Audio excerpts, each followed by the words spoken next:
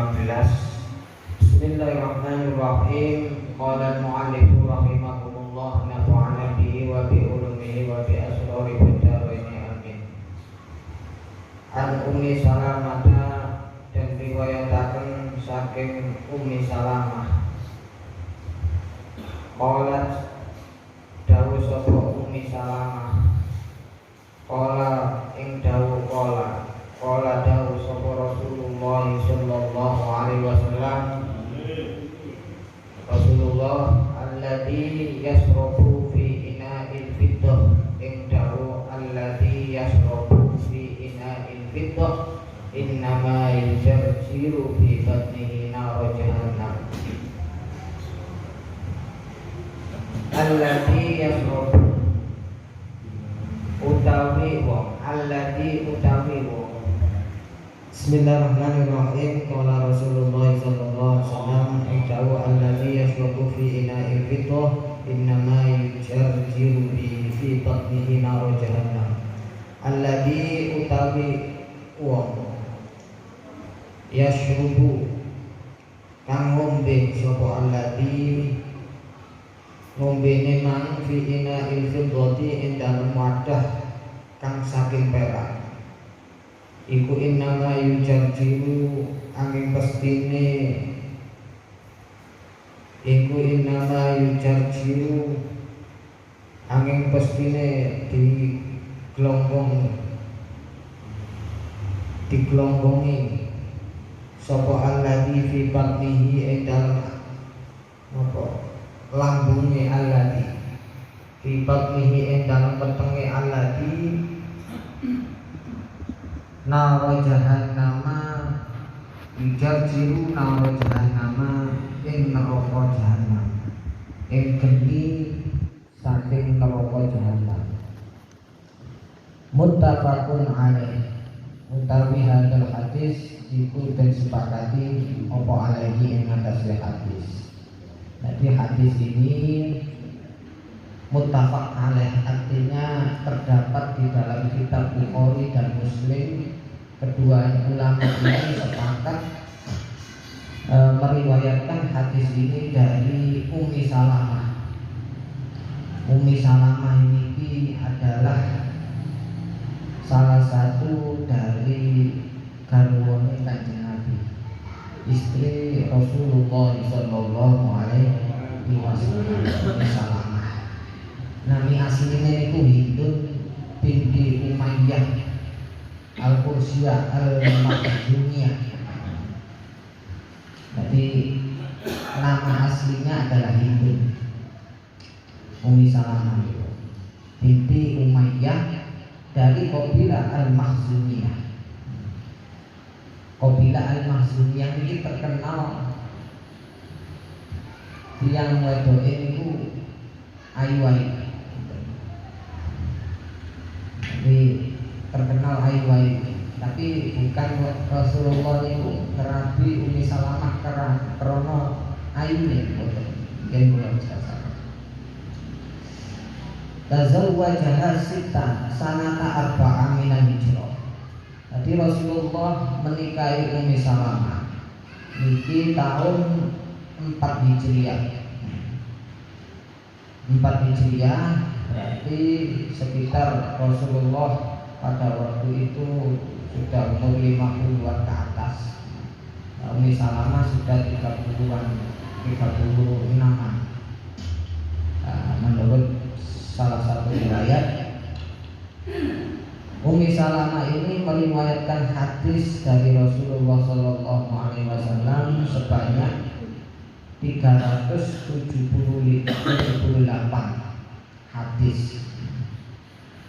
Dan termasuk yang mengambil hadis dari Ummi Salamah ini adalah Al-Alim Al-Alamah Imam Nafi'.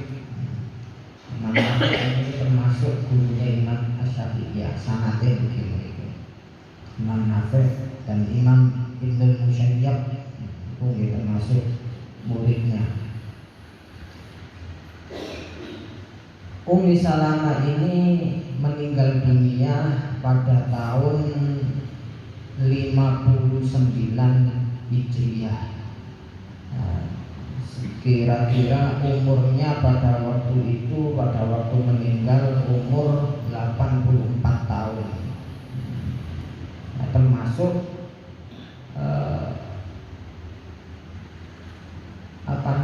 istri Rasulullah SAW yang terakhir meninggalnya.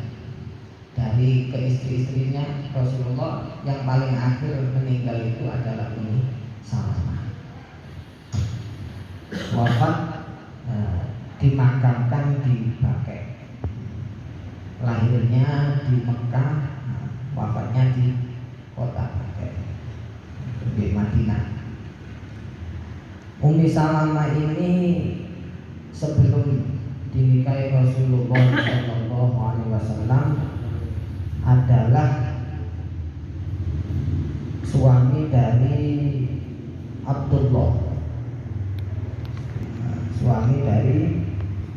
Abdullah, As-Sa'ad, Abi Salamah bin Abdul Asad atau Abdullah bin Abdul Asad. Apa namanya, suami dari Ummi Salamah sebelum menikah dengan Rasulullah SAW. Kemudian setelah wafat, Ummi Salamah dinikahi oleh Rasulullah SAW pada tahun 4 Hijriah. Nah, termasuk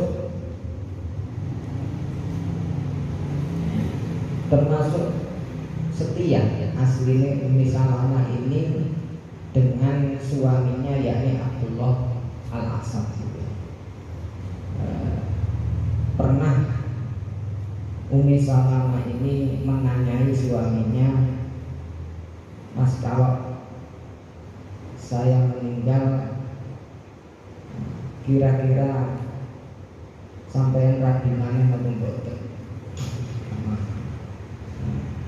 Nah, kamu ya apa ya? Nah, aku gak ngarang rabi. Ini kan menunjukkan saking senengnya dengan suaminya, karena beranggapan Abdullah Al-Asad itu adalah suami yang terbaik. Aku gak ngarang rabi. Terus Ummi Salamah. Tapi tanggapannya suaminya gimana? Wajar deh, nek aku gak ana rabi yo maneh. Wis tak dongakno cek oleh suami yang lebih baik dari aku, yang bisa menuntutmu. Ngoten. Tambah dikira hati. Nah, waktu peperangan suaminya itu meninggal, ngoten eling-eling pesene napa namanya, pesennya suaminya itu tadi. Eling-eling sapa sing luwe apik teko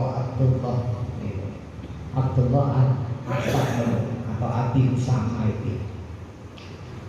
Sampai dan riwayat itu sahabat Abu Bakar itu nanti ngelamar ya, ngelamar Ummi Salamah, tapi ditolak. Mari ngoten Umar nyoba, Sayyidina Umar nyoba, dia ditolak. Akhirnya terakhir Rasulullah SAW mencoba untuk melamar Ummi Salamah. Akhirnya dilamar Rasulullah, menuju rumahnya Ummi Salamah. Lamarannya tidak bisa ditolak, kaget Ummi Salamah. Soalnya nggak pernah kebayang kalau yang melamar itu ternyata adalah Rasulullah SAW. Ini gak mungkin. Akhirnya ya nopo, jawabnya Ummi Salamah, "Ya Rasulullah, aku tidak mungkin menolak lamaran engkau, tapi saya ini nggak pantas untuk mendapatkan engkau. Saya ini wanita tua ya Rasulullah. Saya ini banyak anaknya. Ya, anaknya memang 4, masih kecil-kecil Ummi Salamah 4.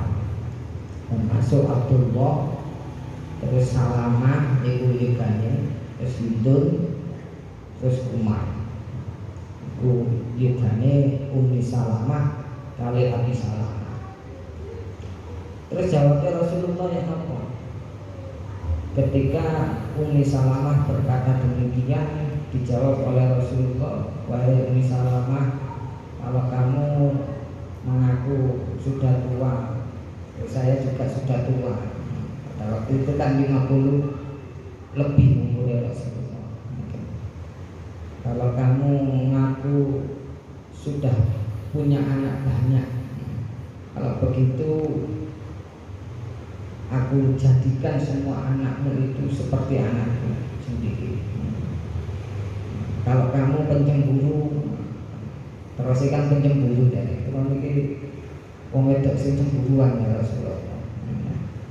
Ya wis lek jare cemburuan tak dengakno, lek sing pangeran ngilangno cemburumu. Wis gak iso nolak. Nah, kan dirapi ngoten.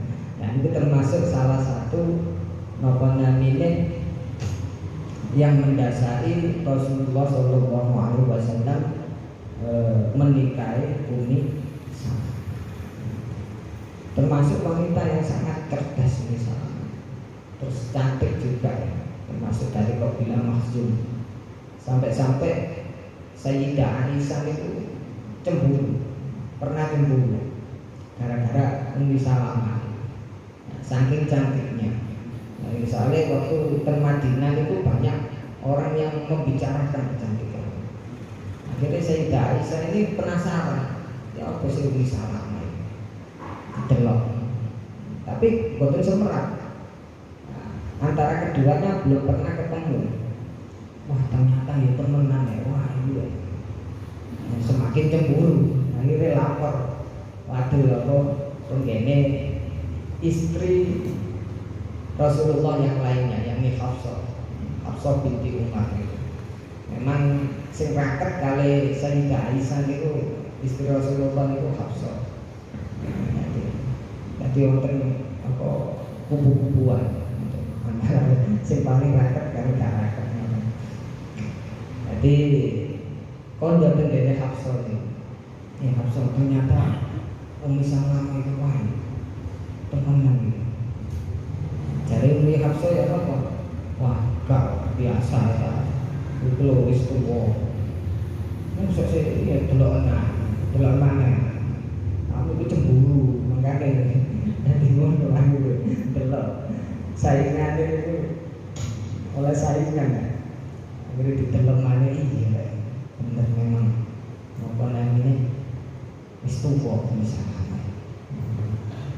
Itu karena kebakar cemburu akhirnya tidak bisa melihat sesuatu itu secara benar. Para hadirin hadirat rahimakumullah. Langsung ngomong cerita tahu-tahu. Nyari rapi. Bismillahirrahmanirrahim. Hadis ini menjelaskan bahwasanya alladzi yashrabu fi ina'il fiddah innama yujarjiru fi batnihi nar jahannam. Kalau dimaknai secara teksnya, jadi seorang yang minum di wadah yang terbuat dari perak, innama yujarjiru fi batnihi nar jahannam. Sesungguhnya ia telah memasukkan di perutnya neraka jahanam. Artinya napa api dari neraka jahanam. Padha karo ngoten. Jadi faedah hadis ini itu hampir sama dengan hadis yang kemarin. Jadi keharaman seorang laki-laki maupun perempuan minum ataupun makan di wadah yang terbuat dari emas dan perak. Tapi di hadis ini keharaman makan ataupun minum. Di sini keharaman minum di wadah yang terbuat dari perak. kemarin kan diperak dan emas, tapi hadis ini diperak saja. Nah, ini haram, apalagi dengan wadah yang terbuat dari emas. Jadi dari perak saja haram, apalagi dari emas. Maksudnya ini ngoten, maksudnya ini saja. Jadi keharamannya itu bukan keperak toh. Berarti kok ini hadisnya menunjukkan di perak yang haram. Berarti sing emas gak haram, enggak, di perak saja haram, apalagi dengan wadah yang terbuat dari emas. Apalagi sudah ada hadis yang kemarin yang jelas teksnya itu fi ina'il dahab wal fiddah. Jadi itu secara teks bahwasanya yang pertama faedahnya di sini adalah keharaman kita makan, minum menggunakan wadah yang terbuat dari perak, apalagi terbuat dari emas. Itu juga haram. Itu faedah pertama. Faedah yang kedua, di dalam hadis ini menunjukkan bahwasannya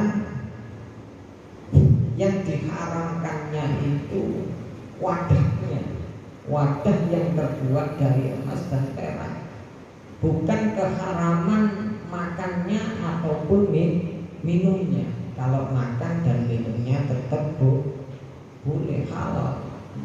Jadi keharamannya ini bersifat aridi, suatu yang baru, suatu yang baru, bukan suatu yang jadian. Jadi kalau makannya, minumnya boleh, suatu yang mubah. Di dalam Al-Qur'anul Karim dikatakan kulu washrabu walatus,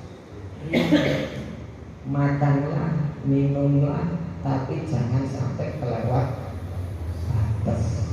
Nek kelewat batas, jadi nih haram, nggak apik.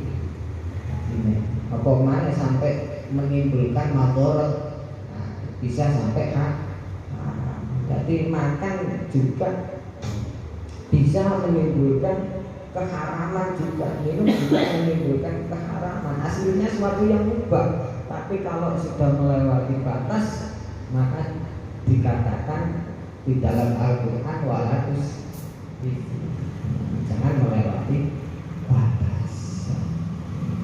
Begitu juga perempuan itu kan boleh memakai perhiasan emas itu kan ansar. Tapi lek kelewat batas sampai tangannya gelane rentek. Kira-kira ansal tambutan. Jadi kan pun melewati batas. Nah, kemudian sampai 1 kilo gelane. Wah, digawe sampai kanan kiri.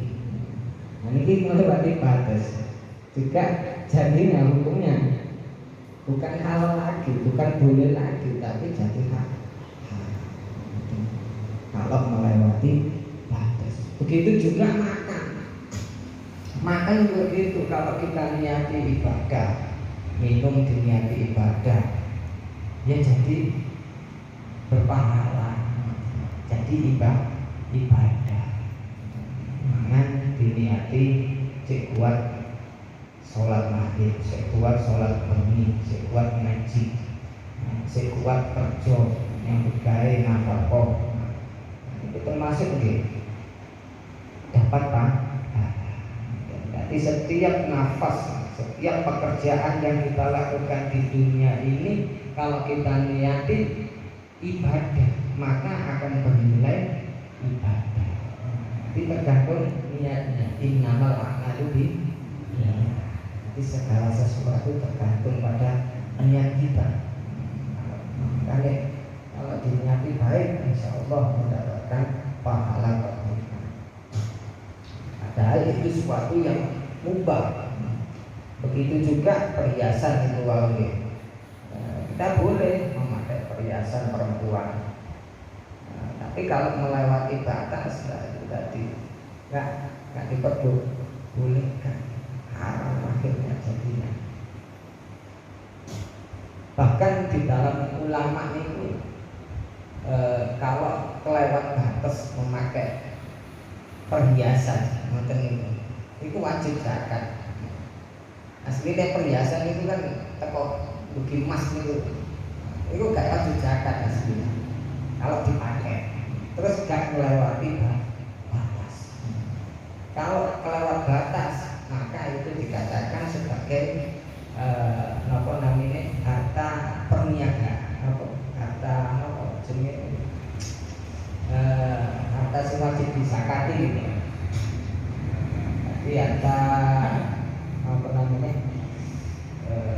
bumi gitu. Termasuk kanjeng harta karun itu, harta yang wajib disakati. Kalau memang kelewat batas. Laki-laki juga begitu, kan haram memakai perhiasan itu kan nggak boleh ya. Nah, kalau disimpan sampai 1 nisab, perhiasannya, emasnya ya wajib disakati karena haram dipakai untuk laki-laki. Jadi wanita boleh pakai perhiasan, tapi kalau kelewat batas, sudah mencapai lebih dari 1 nisab, emasnya ya wajib dijaga, soalnya kelewat batas. Begitu juga laki-laki memakai cincin, itu kan boleh ya hukumnya. Bahkan sunnah memakai cincin akik di tangannya. Sunnah ditaruh di jari kelingking kanan kiri. Ini sunnah menurut. Nah, ini bukan mau dalil ya sih. Tapi berhubung akik gua lodok. Tapi kok dikasih kayak gitu. Pokoknya buatan nomor ini. Kalau jari tengah, kalau jari telunjuk. Niki wonten hadis enggak boleh makruh. Lagi ini wonten dalil pelarangan. Tapi sing sunah nomor ini. Jentik ini.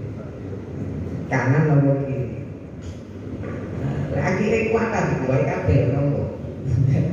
Berarti kan kelewat batas. Dan kabel sampai tangan jari 10 dikei kan. Tes ya. Jadi kelewat batas. Jadi kalau boten angsa makruh punya. Bahkan ada yang mengatakan ini faedah yang kedua. Jadi keharaman apa faedah kedua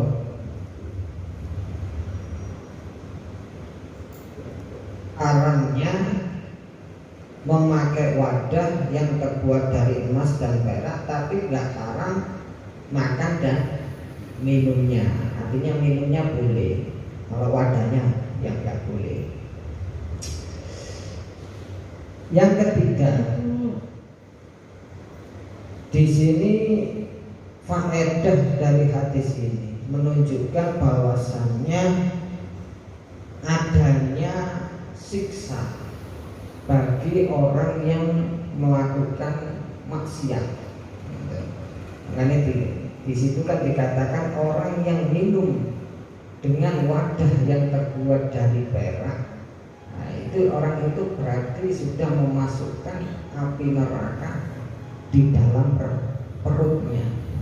Berarti kan dia termasuk orang yang maksiat sampai ada ancaman masuk neraka.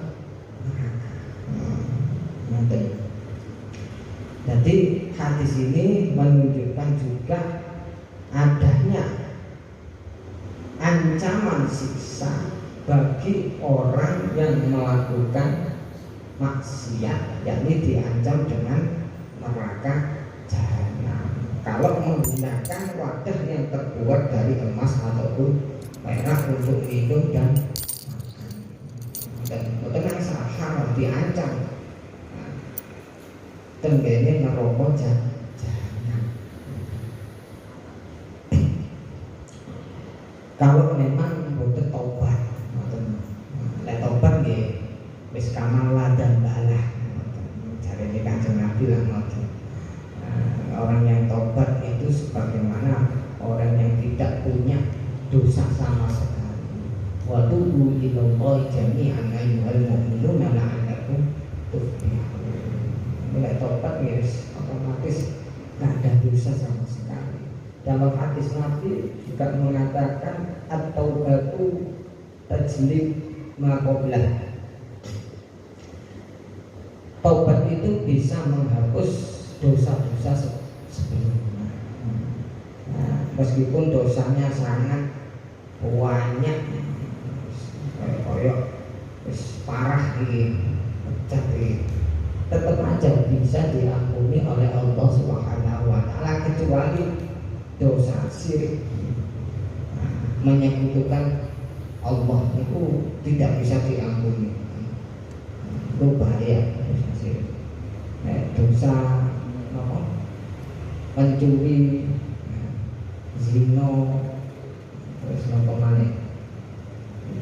Mateni wong, itu saged diampuni oleh Allah, meskipun termasuk dosa besar, tapi bisa diampuni oleh Allah Subhanahu wa taala. Dan di hadis ini juga menunjukkan bahwasannya di sini ada yang namanya dosa besar dan dosa kecil. Nah, menunjukkannya dosa besar dan dosa kecil itu karena di situ ada ancaman api neraka. Memang ada khilaf ulama itu mengatakan gak ana dosa cilik, dosa besar itu kabeh dosa besar. Ada yang mengatakan gitu. Tapi ulama yang lain mengatakan dosa itu ada dua, dosa besar dan dosa kecil. Nah, termasuk dosa besar ya ini. Alamatnya dosa besar itu kalau di situ di dalam hadis ataupun di dalam Al-Qur'an, teks Al-Qur'an itu ada ancaman api neraka. Terus termasuk salah satu bentuk dosa itu dianggap dosa besar kalau memang di situ ada laknat dari Allah dan dari Rasulullah Sallallahu Alaihi Wasallam. Itu termasuk dosa besar. Sebagian ulama itu. Nah, termasuk juga dianggap dosa besar kalau memang di dunia ini ada hadnya, maksudnya ada hukumannya. Kalau di dunia ini ada hukumannya, berarti itu termasuk juga dosa besar. Nah, termasuk ini kan ada ancamannya, ancaman api neraka. Di dalam Al-Qur'anul Karim sudah ada apa? Membunuh. Nah, itu bunuh itu wa man qatala mu'minan muta'ammidan fajaza'u jahannam khalidan fiha. Nah, itu kan ada ancaman api neraka. Itu termasuk dosa besar membunuh itu apa. Tapi kalau kita benar-benar tobat, orang-orang membunuh tobat, tobatnya nasuha ya tetap diterima oleh Allah Subhanahu wa taala. Soalnya wonten kan cerita itu terjadi Sahih Bukhari sing mateni 99 orang itu. Nah, itu arep taubat tenggene kiai. Kiai kula badhe taubat ya napa carane? Kula wis mateni 99 ngomong. Wah, gak iso kon diterima taubat. Wis angel wis. Wis 99 ya. Angel. Gak iso taubat. Langsung aja dijangketi tadi 100. Wis tolek meneh ceritanya itu. Tolek kiai meneh. Ternyata kiai ki enak. Cerita-cerita kiai pin tobat. Kalau wis mateni 100 wong. Menapa cara tobat? Saged diterima. Iso.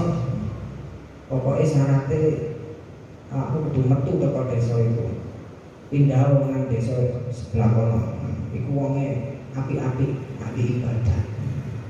Akhirnya dituruti melampah, begitu perjalanan ke desa itu meninggal dunia. Jadi di tengah-tengah perjalanan meninggal dunia. Akhirnya malaikat rahmat kalau malaikat adab itu ribut. Royo, oh ini bagianku. Malaikat jadi malaikat rahmat. Soalnya wis tobat iki. Malaikat adab itu enggak bagianku yo. Wis yo bener wis tobat tapi belum ngamal blas ya. Royoan. Aja di tengah-tengah ini kali malaikat ini. Masih mengenai wis yo kira-kira ini dihitung jaraknya. Wong iki mlaku teko desoe nang desa iki gawe tobat ide endi antara teko desoe karo antara nang ngene desa sing apik iki. Ayo dihitung. Ternyata idean tenggene desa sing apik iki wae. Kacek riwayat itu kacek sakilan. Aset sak jengkal. Riwayat. Akhirnya menang malaikat. Jadi kena nopo Rasulullah itu nyeritakno kisah-kisah kaya ngeten iki bahwasannya untuk memberikan motivasi bagi orang yang sak pucat-pucate wong niku nggih Allah Subhanahu wa taala masih menerima tobatnya selagi dia memang benar-benar tobat kepada Allah Subhanahu. Niku cirinya napa namanya termasuk dosa besar ada ancaman neraka. Yang kedua cirinya termasuk dosa besar ada had di dunia ini, ada hukuman di dunia ini. Kayak ini yang apa? Saya zina, nah itu kan wonten hati ya. Azali yang kullu wahidin min mami atat jaudah. Wong sing zina lanang zina wedok dijilid 100 jilidan. Nah, ini menunjukkan bahwasanya zina itu termasuk dosa besar karena ada hadnya di dunia, ada hukumannya di dunia. Termasuk yang membunuh itu juga termasuk dosa besar karena ada hadnya juga di dunia ini. Di zaman akhir saat ini kata ya. Gara-gara kesebut titik pantai.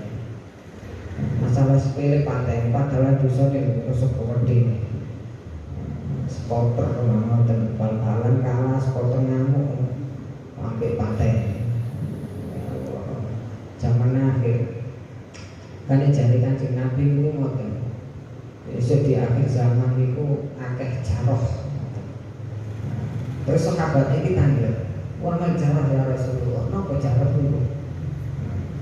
Yani al-qatil, yani bunuh-bunuhan.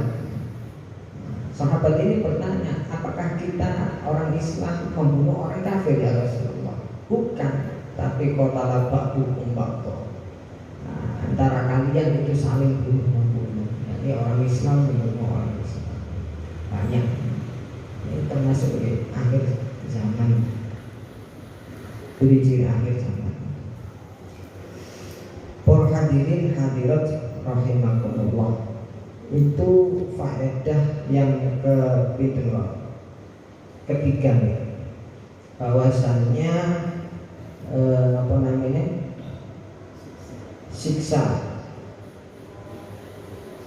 orang yang bermaksiat itu ada siksa. Di hadis ini menunjukkan bahwasannya orang yang bermaksiat itu akan mendapatkan siksa api neraka. Itu salah satu hadis ini. Bisa.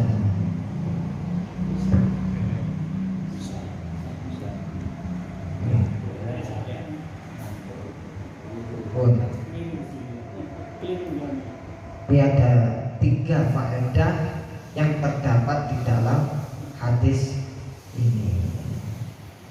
Samping faedah yang seperti hadis kemarin, ada tambahan 3 faedah hadis ini. Dan juga yang terakhir ada tambahan faedah bahwasannya di sini ada keterangan naro jahanam. Berarti ada neraka yang namanya itu neraka jahanam. Kan Jadi ada tingkat-tingkatan neraka. Termasuk neraka jahanam, mungkin neraka yang paling tinggi tingkatannya. Setelah sakor. Setelah sakor naruh ke jahanam. Paling tinggi. Setelah itu sakor. Dari 9 tingkatan. Pun sampai termalam. Jadi untuk pertanyaan. No. Enggak, pertanyaan. Alhamdulillah. Paham berarti. Allah. Insya Allah. Pasti. Lain boten niku makan keterangan kula nggih sampeyan. Niku maksudnya ngono. Paham belum? Kenapa? Sampai kok belajar ini. Alhamdulillah untuk pengajian itu ini kula nggih paling buka-buka kita. Paling belajar paling. Nah, kok sami-sami belajar dulu.